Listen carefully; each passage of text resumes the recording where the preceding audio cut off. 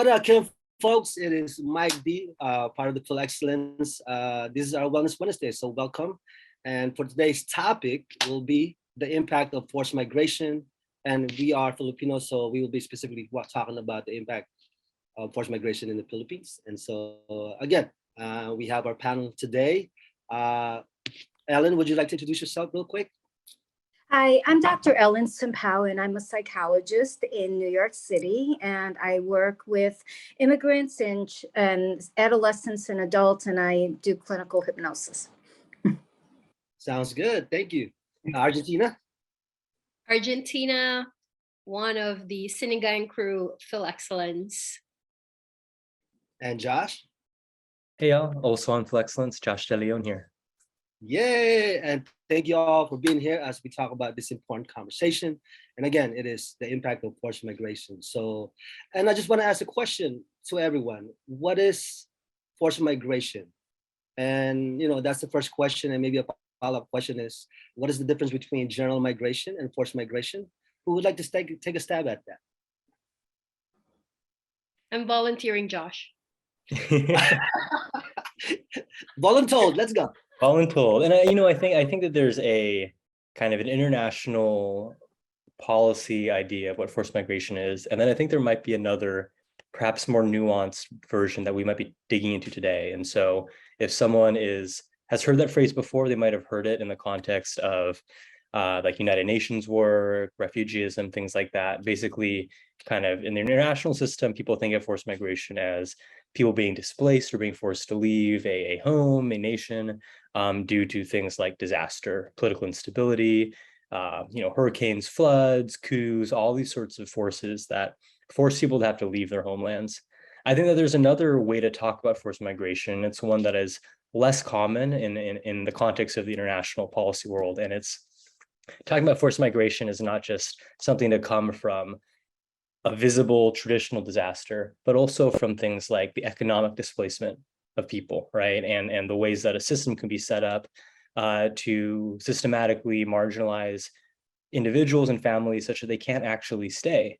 I think under the traditional definition of forced migration, that wouldn't fit. But I think that as Filipinos, Filipino Americans, or Filipino Canadians, and wherever we're coming in the diaspora, we're engaging with migration as not entirely a purely voluntary choice because of the power dynamics at play between nations, between the opportunities that exist, and all these other factors. So I think laying those out there to start off and give us a couple of things to grab onto as we dig into this conversation today. Wow, it's so Joshua, it's so Josh De Leon. That's like, why I volunteered. But I do want to ask a question before I pass it on to Argentina. How many of y'all know a family member that lives outside of the Philippines, and what country would they be at? Gosh, who doesn't know a family that moved outside the Philippines, right? I don't know. I think the hard question is who doesn't know? You know what I mean? Like, I don't think I have met a Filipino who doesn't know somebody or has somebody in their families or in their circle that hasn't moved or, has left the Philippines of some sort for whatever reason. And usually the number one reason is, economically.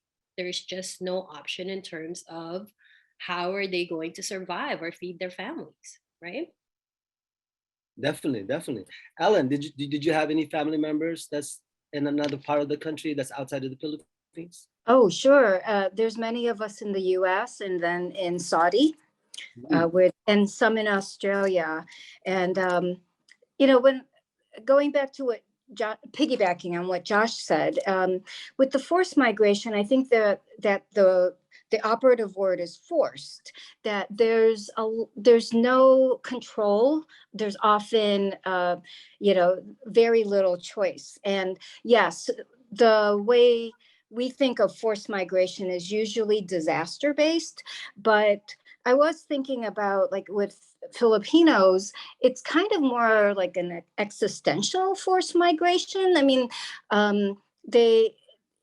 they could choose to stay in the country, but often the economic options are pretty slim. So they don't have that many choices, even though there's no disaster or political issues that could be, forcing them to migrate. But unfortunately, it leaves them vulnerable to an existential forced migration can leave them vulnerable to getting abused or taken advantage of or trafficked. And those are some things that I don't think we often think about. I immigrated in the 60s. And so my experience of immigration was more legal. And everyone I knew came here to the US legally, mostly as a nurse or a doctor or an engineer. And so, so my experience with this kind of forced or existential forced migration was limited growing up. But my generation of cousins are coming over more and more in a kind of forced migration way. They don't have that many options. They're not earning as much, and they're overstaying their visas, which is how they're doing it. But they're still living in fear, and they're staying under the radar, and they're being taken advantage of. They make like $10 an hour living in New York or Chicago. And that's all over the US and a lot of Filipinos in California also. So yeah, thank you for sharing that. Joshua, do you know any family members that are outside of the Philippines? Yeah, many of them are now in the United States, but Australia is one example, and then folks who have worked at some point, I think, in like Europe and other places. But a lot of these jobs, as Ellen mentioned, there's certain themes to what they're actually doing there, whether it's the medical profession or alternatively in domestic work, right? Or in a lot of these like very working class labor roles. Like it's pretty rare to find like a Filipino, national in Saudi Arabia, for example, who's like vice president of like a marketing firm, right? Like that's not really the pipeline there. A lot of times it's in a lot of these much more blue collar jobs. Right. And I have families also in the Middle East and, doing the grunt work and, working class work. And so I think just to give statistics, the Philippines is about 110 million in population, but there's 15 million Filipinos outside of the Philippines. 15 million. And that 15 million remits about 30 plus $billion annually. Like that's with a B, billion, you know what I mean? That's a lot of money. And so, and there was a time when the Filipino migrants or OFWs were considered as heroes in terms of because it maintains, it keeps the Philippine economy afloat in essence. But at the same time, the Philippine government does not look out or care for these so-called heroes in essence, right? And so these are the things. And for me, personal experience as a organizer with working immigrants with PAWIS, Filipino Association of Workers and Immigrants. We organize with caregivers. These are the domestic helpers and workers that might not have the status. And Ellen, you're right. Because they don't have the status, they are exploited. And because they are afraid to speak up, because the choices that they have to make is, do I risk the idea of losing the job that supports my family back home, or do I take all the struggle and abuses just to be able to survive?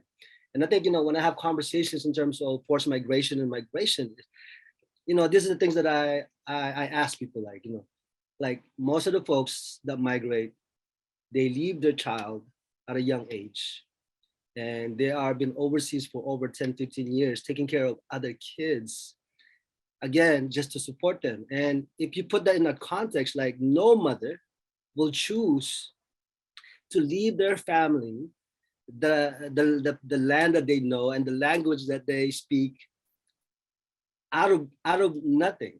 So it's in essence become a survival choice. So hence, that's what forced migration is to me in a sense, right? And so, yeah, feel free to add on. Yeah, for me, okay, it's quite personal, right? When I hear the term modern day heroes or bagong bayani, which they brand a lot of the OFWs in the Philippines, it it irks me, being honest, because I feel like it's romanticization, but without the protection, right? My dad, for the first few years of my life, I didn't really know my dad. Like, I knew him, but I didn't form a bond with him because he was one of those people that were working in Saudi Arabia. I would see him a month after 2 years, when he's done his contract. And by the time that he made the decision to stop working abroad, like, we couldn't connect. I don't know him, right? I never grew up around him. I'm not used to having male presence in the home. We're all girls, my mom and then my sisters. So it was such a struggle. It was like this huge struggle for us to even connect. And hearing stories from other Filipinos, especially here in Canada, a lot of the migrant workers from the Philippines that are coming here are mostly women. And you mentioned it, right? So it's actually really sad that they would leave their own kids in the Philippines, move to Canada and take care of other people's children, right? And trying to put myself in that shoe, being a mom, I can imagine it. Like, I don't know. That's like the ultimate sacrifice, right? It's either you stay at home, you will be with your children, but are you going to have food to feed your kids? Or you leave them and struggle and take care of other people's children. It's truly heartbreaking. And seeing that happen, and that's why I'm very passionate about this topic, is that the impact of it. Sure, it's benefiting the Philippines economically, but the human impact, and the impact on mental health, and ultimately how it's impacting our society, right?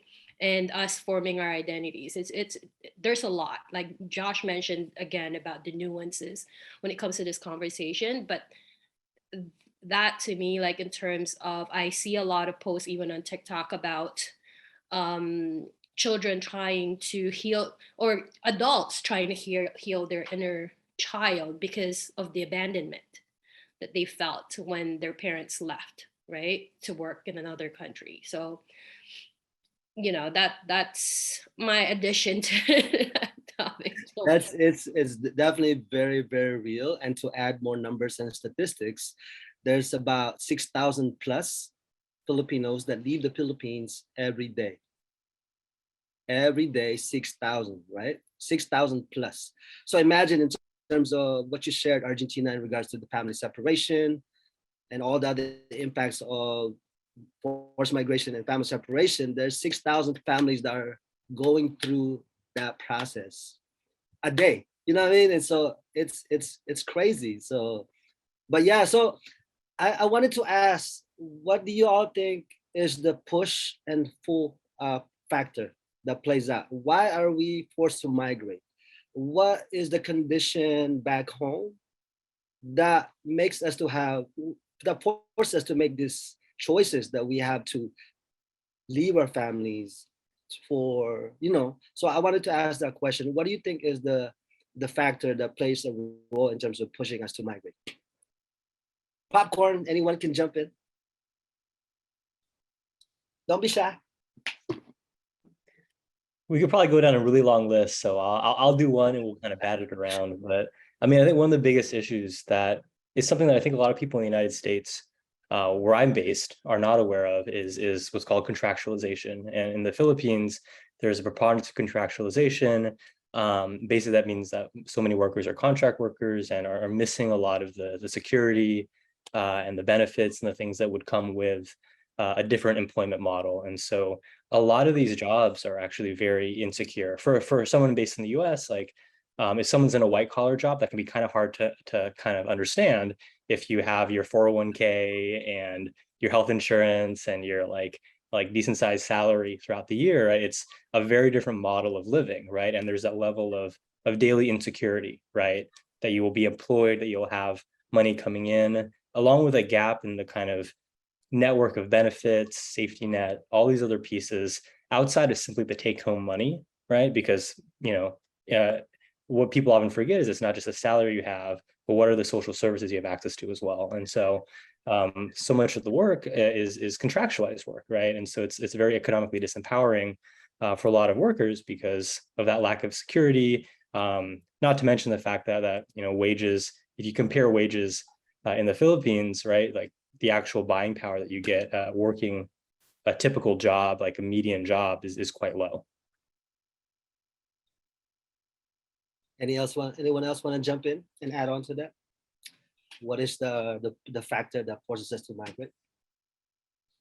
I think we touched up on it earlier in terms of like the economic motivation, right? Yes. What's the population in the Philippines? There's over 110 million Filipinos. So, gosh, it's a huge labor force, but the economy is not growing fast enough to create jobs. And, overpopulation is one, but also the lack of opportunities that comes with that. So a lot of times it's just really survival, right? So that's why they're forced to accept less favorable job environments and even pay. And I think Dr. Allen mentioned earlier, and that's why we're so vulnerable when it comes to exploitation and abuse. So really, I think I saw a study where it's been mentioned that most Filipinos that are leaving the country, if given a choice, if they have the choice in the Philippines, would never leave. They would choose to live there and not be separated from their families. Sure. Ellen, would you like to add on before I add on to it? Sure. It's along the theme of economics, and I agree. I think that's what drives a lot of the reasons that people migrate out of the Philippines. In the 90s, they were concerned that they were calling it the brain drain. And I guess I think it's still going on to some extent. But also, yes, the opportunities that they could give their families if they work overseas and send remittances is huge. They don't want to, they envision a better life for their children, and of course they're going to make that sacrifice. I want to divert a little bit, but it's along with what Argentina said, is that I did my dissertation actually on the effects of separation due to immigration. I didn't study only Filipinos. I basically took anyone that fit the criteria because it was too hard to just get Filipinos. But there were some effects on what we call object relations, which is how someone's psyche develops based on their relationship with primary caregivers. There was an effect on that where, my subjects were a little bit more dependent and but kind of enmeshed with their partners. And it affected their need for intimacy. They were very needy, but in a kind of like a love bombing, unhealthy way because of the separation. And that was just one aspect I looked at. But Argentina, you talked about like when the family gets reunified, there's all sorts of issues that happened because there wasn't an early bonding, or sometimes there's new kids in the picture, or new, a step parent and things like that. So there's all these other dynamics that occur when there's the separation due to immigration. Yeah, and tons of resentment too, right? Like, the children felt abandoned, and then the parents felt like the children are not being grateful because they did the ultimate sacrifice, and here they are, they can't connect, right? That's what happened to me, right? No, thank you, Dr. Ellen, for sharing that. I thought you were talking about me. No, I was talking about me. The neediness, all those things. I'm like, you should talk about me. But I do want to add in terms of the condition back home in the Philippines. One, and as we talked about the economic aspect of the forced migration, is that there's no jobs. There there's no national industry, there's no national industrialization that's happening that provides jobs to the population. So it's mostly service oriented to the foreign multinational companies, which the Philippines does not benefit. Those multinational companies only extract profit from the Philippines and its labor. And so then, of course, our products, we are an agrarian country, and most of our products come from the land, and most of them are exported. So it doesn't create more industry back home, but it is raw materials are exported, and multinational companies process those raw materials, create products, and sells it back to us at a higher price. And so you can look at that condition, and that's why the Philippines generally is ever worsening in terms of economic aspect. You can look at the history of the Philippines from the beginning of its development. It has gotten worse and worse and worse, and it will continue to get worse. And this issue will continue to happen in terms of people forced to migrate, to find greener pasture, to be able to survive and provide for their family, and are willing to take any jobs, and sometimes exploitative jobs just to escape the poverty. And these are the conditions, this is the factors, the push and pull factor, right? I know for the folks that might have a choice to migrate, that's great for the folks, right? But majority of the Filipinos, in terms of the condition back home, there is the rich land, and there's land grabbing that's happening, and these folks that are in the countryside that are being forced to the cities to find jobs because they lose their land. And then you start to understand why there is this, in terms of where people live in the city and they packed into certain areas, the poor areas, urban poor areas, because they don't have any opportunity, and then they don't have the capacity, and then there's no jobs available to them. And so it creates this like kind of an avalanche of deterioration in terms of the workforce. And so then if you have no choice but to find other ways to survive, which is one, to migrate somewhere for better opportunities. And so these are the things that are happening. So I just wanted to touch on that. So if folks want to add on to that, feel free to add on.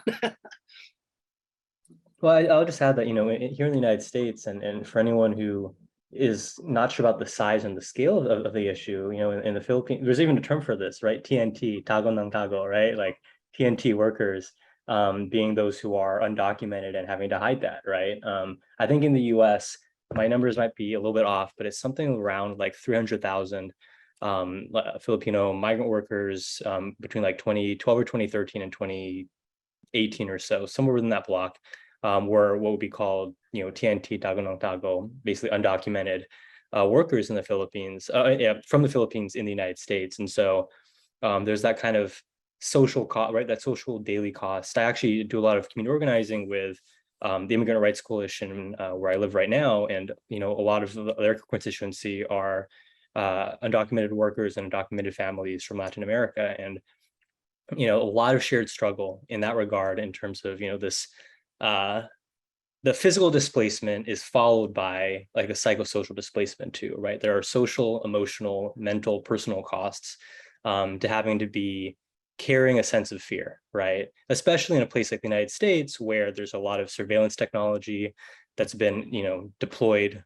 in many cities, including in metropolises like like Los Angeles, right? That you've got all these sort of investment in a sort of police and surveillance infrastructure that makes it easier and easier for groups like ICE, for example, to seek out and temporarily incarcerate and then to potentially deport community members, right? And so I think we see this just for me, like even in my own communities on a day-to-day basis, it's hyper visible to us, and yet I think invisibilized the popular media. I think that there's this gap in terms of the larger conversation around what it is to be Filipinx, Filipino, Filipina, and diaspora. We talk a lot about our food, which is great, right? We talk a lot about our artists and our cultural figures, which is great. Like we should continue to do that. But at the same time, there's this if you think of it like an iceberg, right?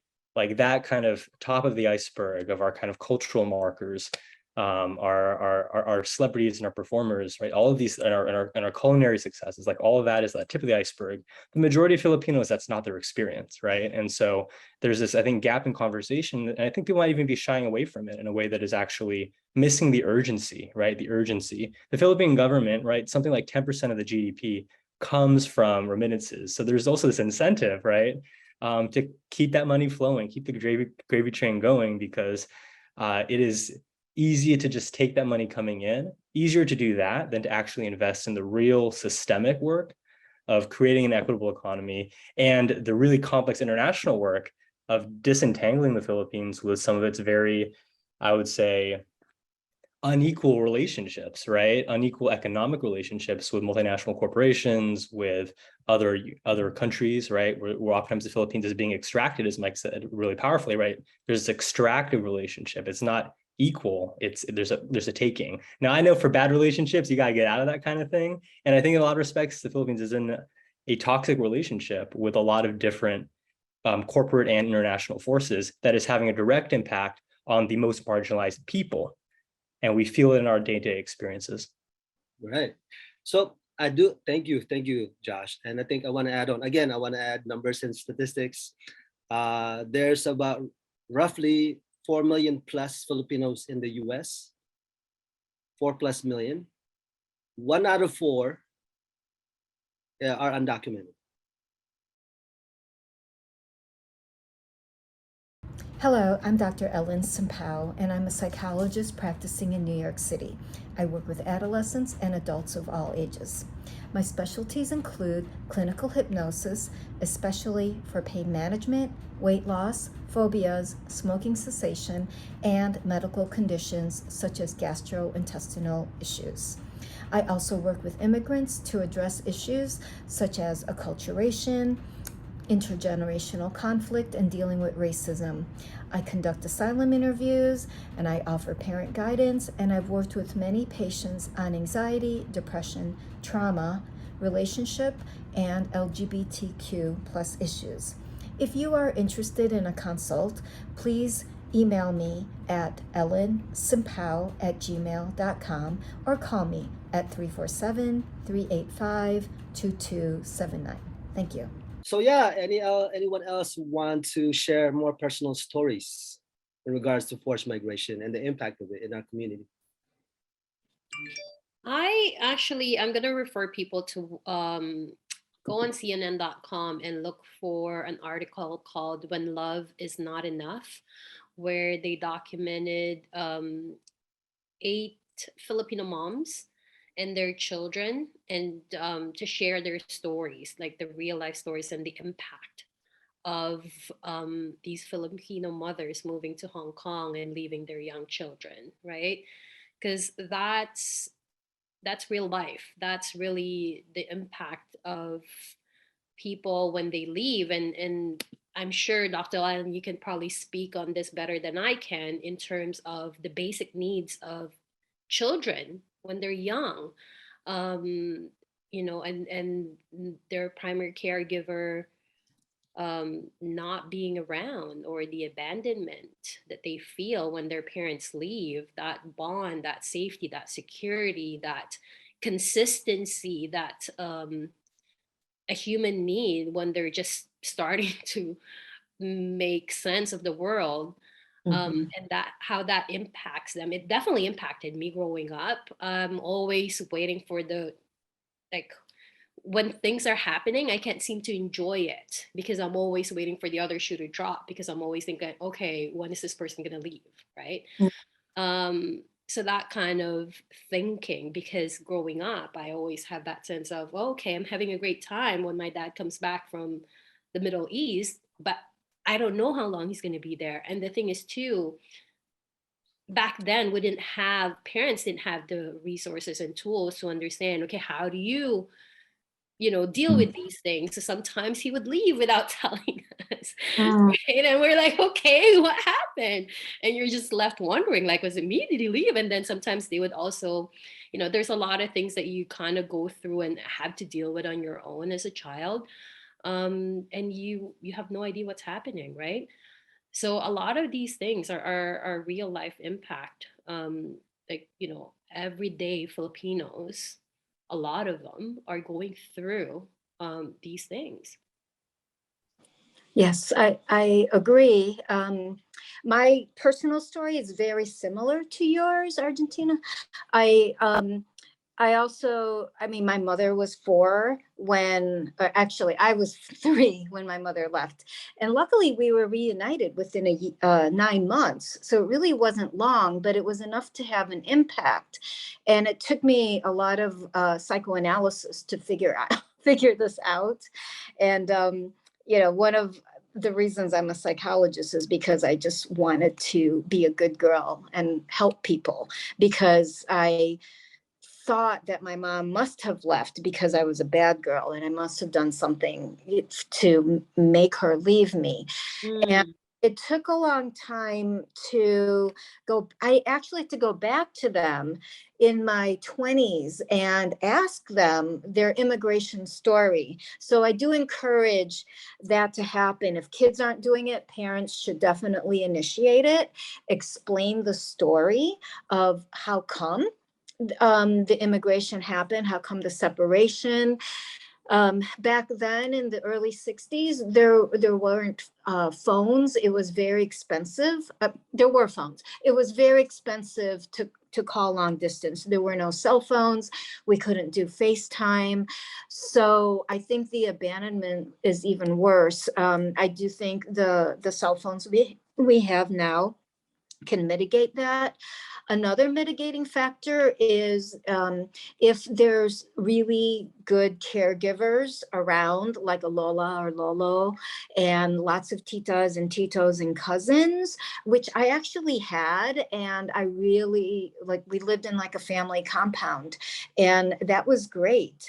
And that really, I think, helped with the loss. Although when I immigrated, I had another loss, which was leaving, you know, my extended family, and I remember missing them a lot too. So those feelings have to be worked out too.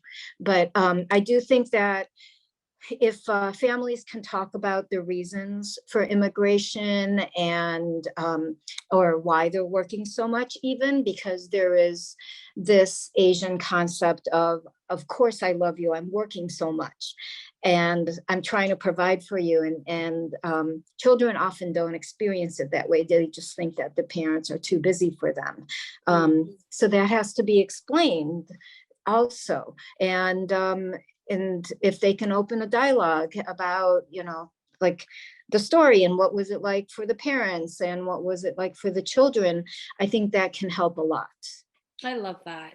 And I think that will really, in terms of, you know, how you view things, will definitely help in terms of seeing it from their perspective as well, right? Because I remember when when my dad came back, I was already going to start high school, and he was a complete stranger to me.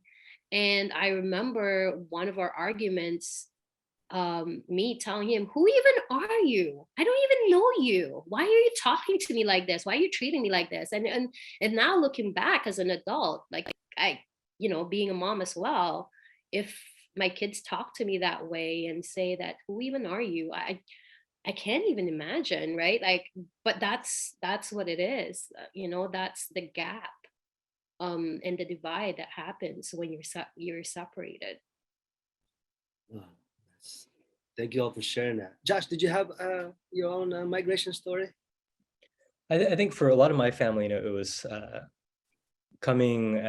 So on my mom's side, for example, the first person to come to the States, and then to naturally as everyone else, was my grandfather joined the U.S. military, and so this isn't really maybe good for another conversation at some point, like the relationship between the U.S. military and the Philippines. But I'll just say very briefly that, you know, I think that experience, while it's not exactly the same, you know, on my mom's side, for example, when my mom was growing up, she very rarely saw her father, my grandfather, because he was enlisted in the Navy, and so he was, you know, all around the world in different postings. And I think that in another conversation we could really dig into this, but the fact that that was a pathway that really made a lot of economic sense for them, I think speaks in part to some of those other questions that we talked about today, that for all these different, structural problems in the Philippines, especially when it comes to economic stability and livelihood, the impact of that is not just in like macroeconomic terms. The impact of that is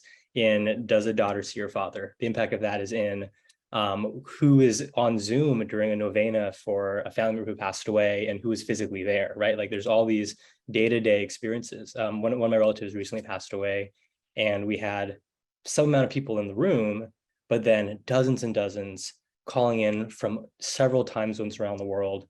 And I think that in that moment, it showcased one, like the spirit of connectedness that we wanted to maintain, that desire to maintain it, that people were up at late hours and early hours all around the world to chime in. But also the unspoken and maybe unnoticed thing is that they were there not always because they wanted to be, but because they had to be, and that providing for their family meant that they couldn't be together to mourn, right? And so I think that that's such a human part of it that gets lost, at the policymaker level, that gets lost from here in the United States when we don't have this kind of critical understanding. But you feel it even if you can't name it. Oh, thank you all for sharing. This is, that's really like, it kind of touches me in the sense of like, now I'm thinking about the stories that I have, right? Like, so I came here when I was 11, and if I had a choice, I wouldn't have left the Philippines. At 11, you don't make that choice.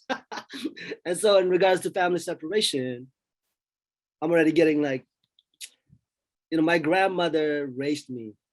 So everything about me is my grandma. It's everything that I saw growing up and I emulated, the hard work, the selflessness, and all those other things, the quality that she, projected, like those are the things I emulated, and that's me in essence. And, being separated from that, my grandmother that was played a role as a mother, and being separated from that, and then coming here and being, in a sense, disconnected was, and then I didn't actually find out later on till like, because we got disconnected and she passed away, and I felt that really hit me hard in essence, like, the very thing that I emulated as a person that helped me to be who I am, that I didn't even know passed away, and that I couldn't be there.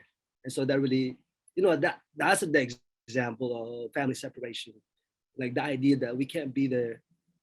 And so, yes, the idea of this, oh, there's a greener pasture, you have more opportunity. To me, at that age, like, we don't care about that. We care about just being with family and being able to be together, no matter what hardship we go through. And so that's my personal story. And I don't, there's so much more, so, but. No, that's beautiful, Michael. And thanks for sharing that. And totally can relate. And I'm sure a lot of people can relate to that story as well, of wanting to be there and having, being physically present to be there, and not being able to, right? And I think one thing as well that I can share, because in terms of my experience, I grew up in the Philippines. I was born and raised there. I moved to Canada as an adult. So I'm an immigrant, right? Like first generation immigrant in my family. So for me, growing up there, there's constant bombardment of messaging how the life outside the Philippines is much better, right? Like the grass is greener, life is just better, people are more disciplined. Like it's just this whole messaging constantly. You have to be great at your English. So it's like really they're preparing to ship you out. Like you live your whole life being prepared to be shipped out. And that's constantly the messaging. And if you look at social media, that's always like, if you see the content that a lot of Filipinos would produce, is that, ooh, buti pa siya, nasa tate, or whatever, right? Oh, look at them. They're, they made it. They made it out, kind of thing. That's like the ultimate goal, right?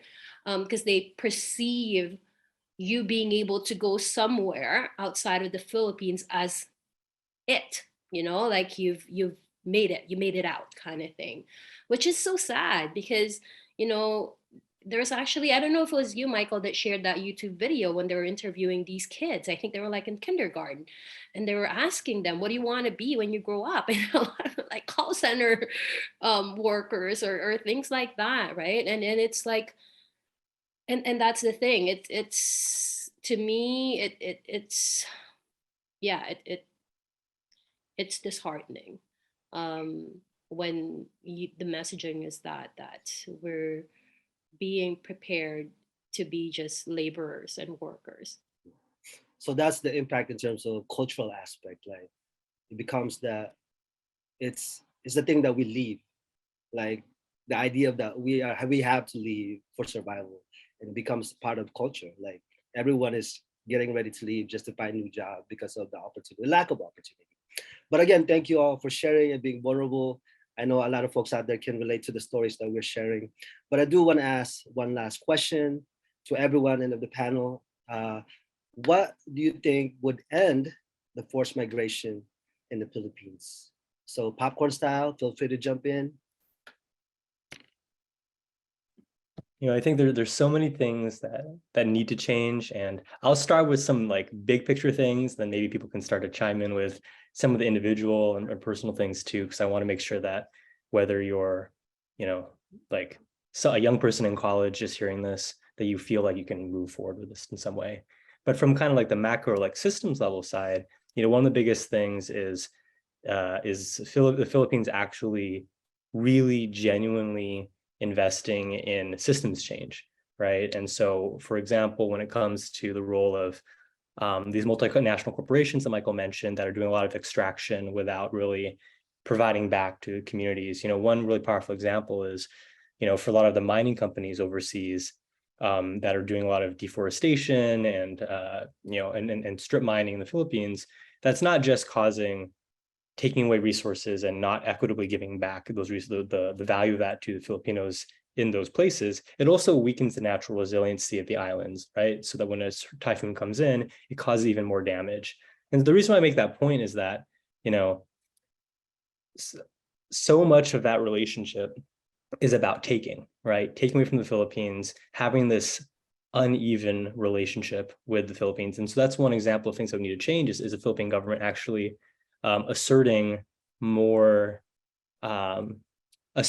agency and asserting more like protection of Filipino community members first, as opposed to the profits of multinational corporations, and that includes against the interests of the top 1% richest Filipinos, because there are some incredibly wealthy, basically like economic despots, right? Families and individuals who have enormous amounts of money, and they are putting their hands on the scale when it comes to elections, who are not using their wealth in a way that is meaningful to the community, and who are being grossly undertaxed, among other things, while taking up massive amounts of land. So there's this big inequality, the systemic wealth inequality, both within Filipinos and then also with corporations in the Philippines. And all of this is drawing wealth and stability and opportunity away from the Filipino people. So that needs to change. Thank you, Josh. Anyone else want to jump in? Go ahead, Ellen.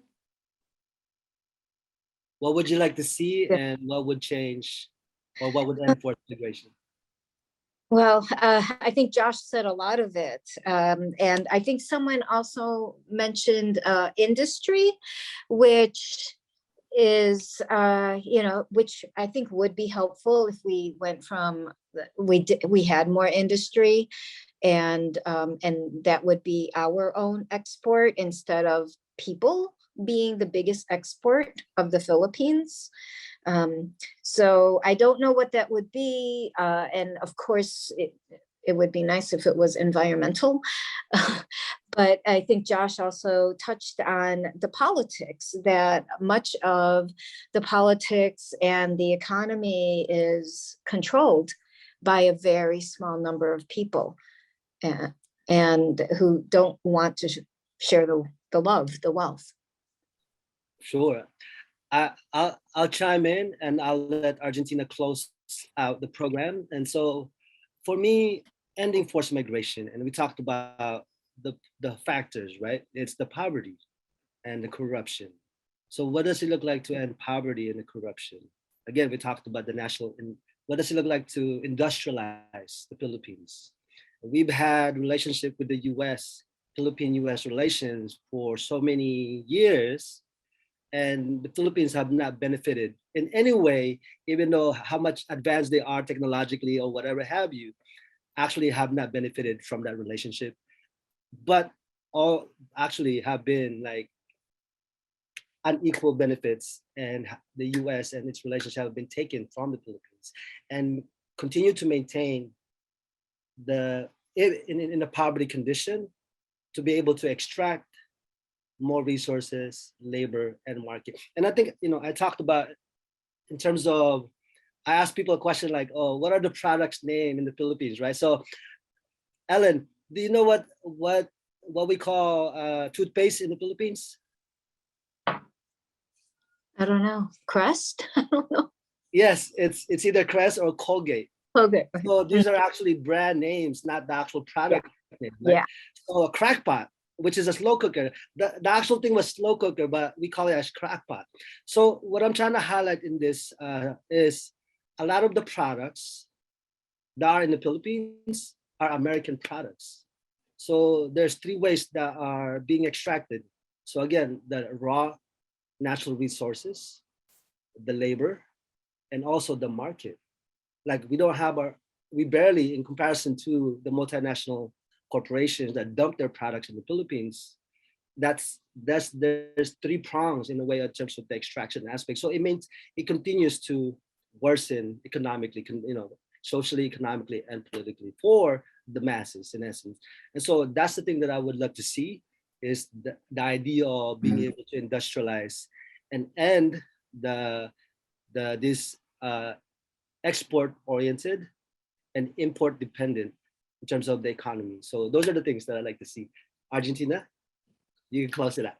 You covered a lot of things already. And those are all great. For me, it's more practical than anything. Birth control. People need to practice birth control in the Philippines. It's overpopulated. All they can all be supported by the government, right? And that's why a lot of people are forced to leave. So really encouraging, responsible birth control measures, and also being able to cultivate a culture of loving our country and taking care of our people. And the power needs to shift in terms of the people serving the government. The government needs to do its job in serving its people. So that's my final thought. Thank you all for having this amazing conversation.